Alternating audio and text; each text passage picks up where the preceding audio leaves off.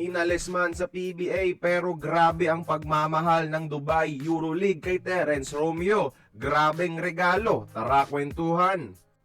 Terence Romeo ngayon ay nasa Dubai para sa Invitational Tournament representing Zamboanga Valientes matapos maging free agent sa PBA at parang na-silent ban sa ating pambansang liga. Pero sa Dubai mga idol, nakahanap ng pagmamahal si TR7.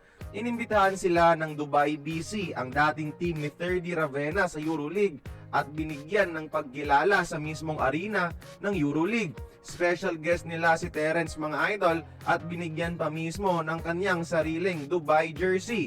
At yung nag-present sa kanya ay ang mismong kababayan natin na NBA caliber na si Boogie Ellis na sa Dubai BC naglalaro. For context ha, si Terence lang yung nabigyan ng jersey sa Zamboanga kahit kasama niya pa ang former number 1 pick ng NBA draft na si Anthony Bennett. Mas kinilala pa siya kesa kay Bennett mga idol.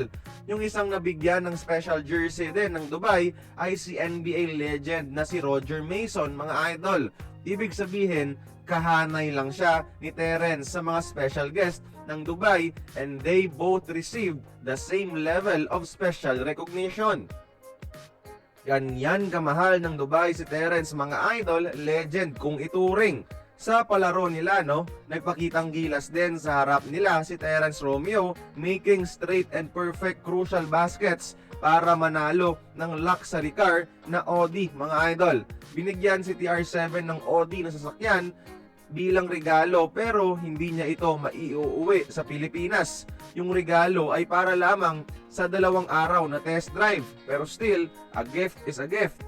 Iniit sa puwera lang ng PBA itong si Terence pero sa Dubai, grabe talaga yung pagkilala na natanggap niya galing pa mismo sa isa sa mga bigating ball clubs ng EuroLeague mga idol. Kaya kayo, like nyo tong video if idol o minsan nyo ring hinangaan ng isang Terence Romeo. Join the conversation, magkomento lamang sa ibaba.